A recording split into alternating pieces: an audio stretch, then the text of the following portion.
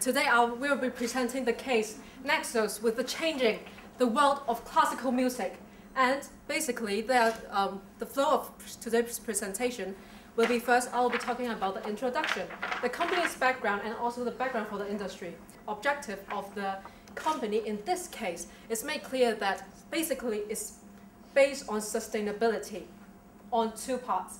First, the growth of the profitability in long term, and also second, the strategy for the entry barriers, and also the second one is the diversification of the products. And now, let's take a look at the price. This company adopted the cost leadership strategy, which will be mentioned by Simon later on. Besides, for the promotion, they limited their budget for their promotion, and they market through education. They educate and nurtures the newcomers to the classic music. And last but not least, the web guides also help the users to navigate in the classic music website. Now let's take a look at the place, which also means distribution. It builds its own distribution network, and at the same time, it works with some distribution companies by joint adventure.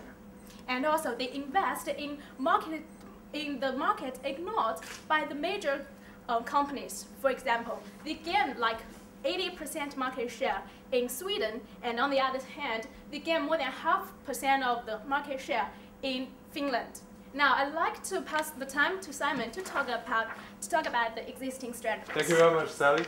Well, since the profit in cities industry have already declined 20% from 1999 to 2006, the whole industry has already shifted into the online digitals. So first, let me identify what the advantages of online digital over the CDs. So basically 3 points: low cost, more choices, and more information.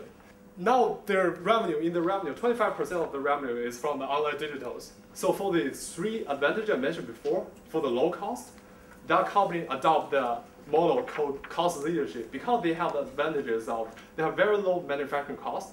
The second is online you will always have more choices, and the strategy they are adopting right now is diversification. They are applying the long-tail model, which means that they provide entire catalog, so almost customer can find whatever they want in the classical model industry. So third point is information. So online digital have more information. This company is currently providing some guidance and recommendation for the customer to choose their current products, but they can improve furthermore, will be mentioned by Kunal. Jack Welch, who was quoted CEO of the century, said if you're going to compete in an industry, you've got to be first or second. If not, get out. It's as simple as that. In the musical industry, the classical musical industry, Naxos is in fact first. But the question is, how can they sustain their strategies for the future? A very important point. Everything has to be about us. We're the customers, we're the kings. Customization is a huge factor. There are 1 or 2 music sites, not all of them, just 1 or 2, that actually provide you with a recommended list of songs based on your preferences.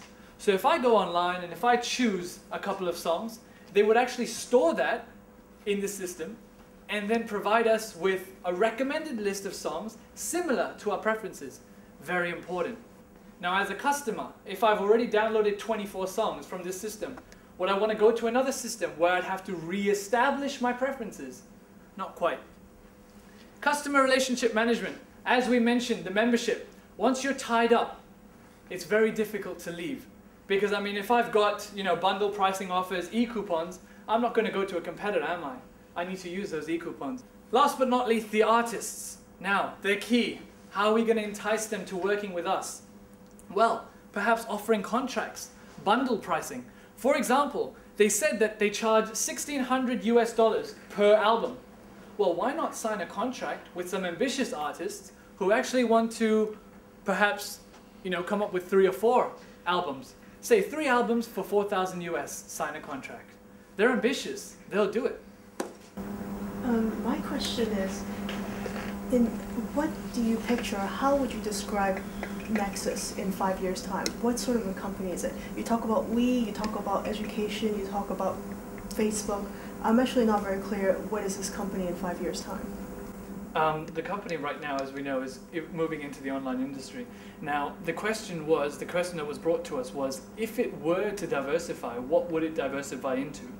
Now, it doesn't necessarily have to diversify into every single industry. In fact, we propose that it should keep its cost leadership position, and it should just move on. Because, I mean, there's nobody that can compete in terms of cost leadership. You know, this company is established. If a company comes in and tries to compete on cost leadership, we can always, first of all, use the abandonment strategy. Worst come to worst. What is the abandonment strategy? Basically, they charge a very low price, try to compete with us. We'll charge a lower price. We'll go loss leader for a while. What will happen to them? They're going straight out. But because we've been there for a longer period of time, our profits will be sustainable. We won't, die because because our profits have been there. So we'll drive them out. As soon as we drive them out, we go back up. We're cool. That is, though in the short period of time, we may have incurred with more costs because we want to have more promotion in the online digital market. Right. We may suffer a little bit cost, but that is only in the short term. After we can quickly penetrate the online digital market, in the long term, just like with LPs to cities, at least one day, it will shift from cities to online digitals. At that point of time, we have a longer sustainable profitability. Today, we're going to present with you Nexus's case in the ever-changing musical classical world. In many business cases, it is very easy for us to identify the problems that may make the company unhappy, such like decreasing in sales or the loss of market share. But it's very hard for us to see how some problems that will be available to make the company happier. So today, in Nexus's case, we're going to try to spot the problems that can make this company more happier by applying the strategic management business model. As we can see nowadays, people are having a high emphasis on the quality of their life and the pursuit of enjoyment of audio. Here we can see people also recognizes the benefits of listening to classical music, such like Mozart effect. Like in the previous years, they emphasized how listening to Mozart's effect can enhance and increase the IQ of babies and even help adults to release their pressure and their tensions. These also provide a very good trend and opportunity for Nexus to develop and sustain its competitiveness in the musical world.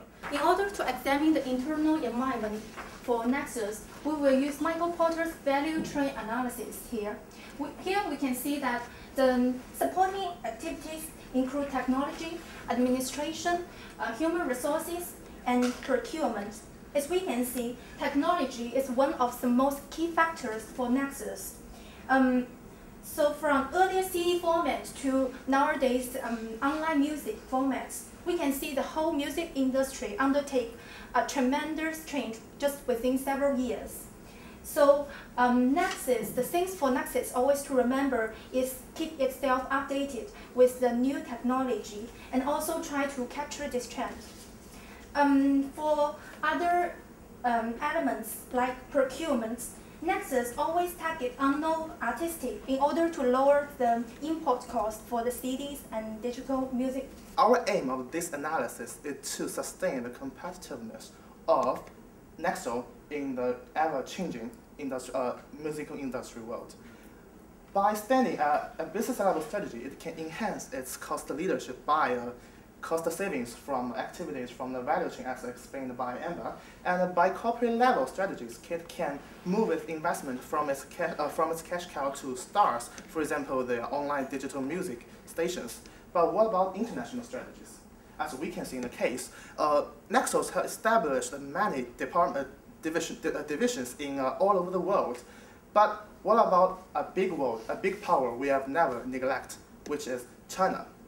As we can see, in European and some of the Western countries, Nexus has already established their distribution channel and also maybe wholly owned enterprises. But China, in Shanghai, they have only a liaison. We don't think that is enough for Nexus to step further to explore the China market. Based on that, Nexus is a Hong Kong-based industry. There's no reason that a huge market is beside you, but you're not using strategies to enter that market. So, when we consider China, we should never avoid talking that China is with the most boosting economies in the world right now, and the population is extremely large, which made us a very big potential market for Nexus to capture. For one reason, joint venture can share their risk burdens with